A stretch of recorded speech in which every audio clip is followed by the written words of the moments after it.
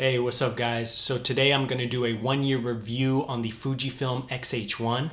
I'm not going to do too many reviews on this channel because it's just not my style. But I feel the need to do a review on this camera because I got it the first week it came out. And I went through some phases. First, I really loved it. Then I hated it. Then I hated it even more when the X-T3 came out. And now I love it. Actually, while it's still fresh on my mind, can I just do a reaction comment for us X-H1 users when the X-T3 was announced? Okay, here goes. Really, Fujifilm? Really? Let me tell you, no normal person gives a fuck about photokina. We really don't. Actually, you know what camera would have been really nice at photokina? I don't know, the X-H1? Or how about at least pushing the X-T3 back to maybe today or this year, 2019? That would have been nice. I feel like us X-H1 users kind of married Fujifilm, and Fujifilm made us like so special and said we were the only one and treated us nice and gave us these firmware updates every month and then just cheated on us. Like totally somebody else. Some newer, slimmer, younger model. Yep, and didn't just cheat on us privately, made a sex tape and gave it to the public, gave it to TMZ, gave it to Photokina, so the whole world can laugh at us X-H1 users for buying the goddamn camera. Come on, Fujifilm, you're killing us. And back to the review. So I'm gonna break this review down into two different segments, photography and video. If you're one of those lovable weirdos that only does video like camera conspiracies, then just go to this timestamp.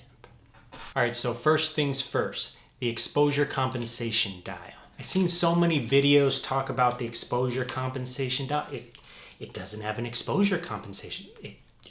It doesn't have a dial. Like, I don't get what that even means. Like, they have to be more specific. Are they talking about the actual dial itself? Then yeah, no, it doesn't have a dial. And do you miss the aesthetics of the dial? Then okay, I get it. I also like the aesthetics of the dial. It just looks good. It makes it even more old school. But in terms of function, that makes absolutely no sense, because what the exposure compensation dial is literally this wheel here. In the first week of the X-H1, they launched a firmware update where this button here, if you press it, it activates this into the exposure compensation dial. And you can go through the menu and you can do that. You don't have to hold this down and then press this. No, you just press it once and then just literally never touch it again. And when you do that, this becomes the exposure compensation dial. So the function of it is there. Actually, it's even better because this is flushed out a little more. You have to be one of those real Fujifilm geeks to know this. But the best exposure compensation dial is on the X Pro series because it's flushed out. And in the XT series, you have to do this, bring your finger all the way up and do that number versus just sliding your thumb. So boom, exposure compensation dial, fixed. Okay, one of my favorite things about this camera that I don't think is talked about enough is the shutter button. The shutter button is just so smooth, very sensitive, which I like because it makes just your timing that much more precise. Especially when you're doing street photography, you can nail things so much easier. And the actual shutter is so quiet, like watch. That's how quiet the shutter is. You can barely hear it. And if you're on the street, you can get really close to people without them even noticing. And if you're doing any kind of events or wedding photography, it's awesome because it's so just stealthy. And because the shutter is just so soft that you're actually not introducing any camera shake when you're taking photos. So you can actually shoot in even lower light and still introduce no kind of shake and get really good sharp images. And I think the best aspect on the photography side of the Xh1 is actually the IBIS. Not for video, because the video IBIS is like, it's okay.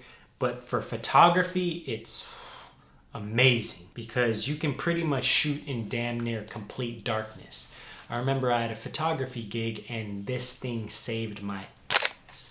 I'm glad I didn't bring my X-T2 because this is what really made it. I think 90% of my images were all keepers. So everything was still extremely sharp and I barely had any motion blur, even though I was shooting at 1/15 of a second maybe at times, and it still worked out really well. Now on to the video aspects of this camera. Actually, if you want to go to this video here, the entire video is filmed on the Xh1 with absolutely no color correction. It's filmed under the Eterna profile, all handheld, no stabilization in terms of gimbal or tripod. It's all handheld or like this. So it gives you an idea how well it performs all handheld. And it actually has the newest firmware update in terms of IBIS, which is version 2.0, I think it is. Go and check that video out if you want to take a look how it performs. I guess we can talk about the no flippy screen. No, it doesn't, and it kind of sucks. But I think camera companies, not just Fujifilm, are kind of trying to psychologically f us a little bit by not giving us everything we need. Like they're getting us to a certain point and then backing off.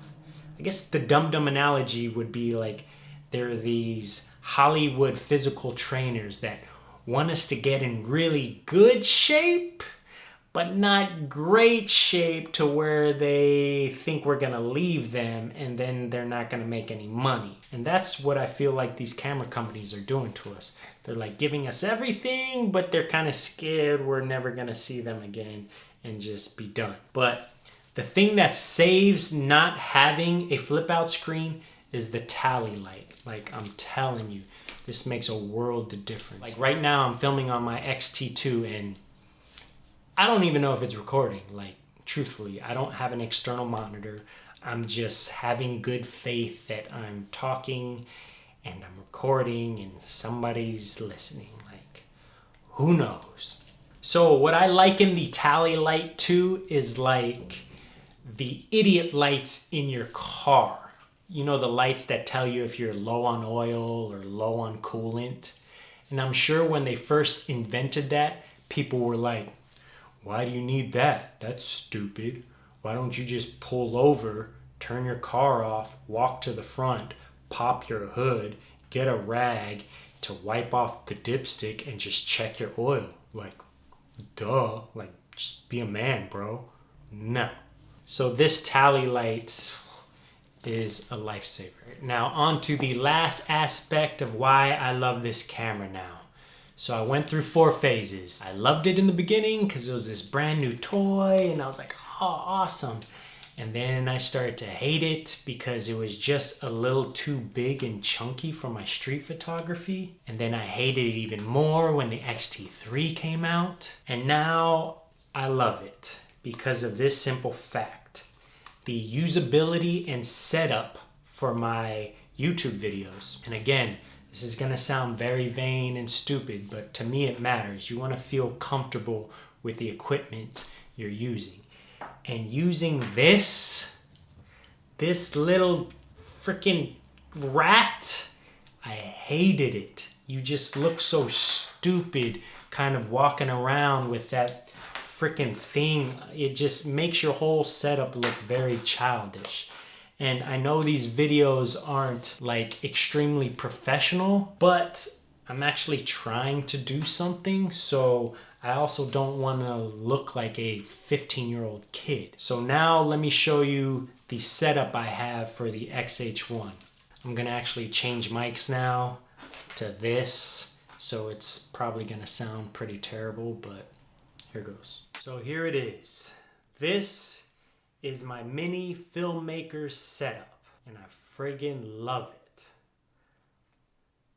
It just looks more professional. I have the kit lens, the 18-55, and then the Deity mic here, not the Pro version, the smaller mic, and the sound quality is so good. And I'm sure you can hear the difference between the sound quality. And it just fits like a glove. Like, look at it. Like, I can actually put my eye to my camera because this slides. Just the setup, I think, is just a match made in heaven. And with this, I don't look like I'm doing too much, like I'm making this crazy production and I got this huge Peter McKinnon setup and it's just friggin' ridiculous. I feel like, okay, I'm not going overboard, but I'm also not this 14-year-old kid doing a little London video like, oh, look at me, my first day in London. It actually looks like I'm doing something, which I like. It makes me feel comfortable and confident in this kit. So watch. Typically I'm doing handheld stuff like this.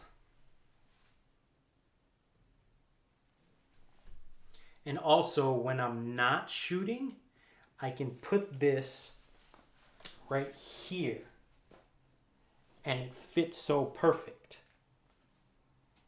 And it rests just like this.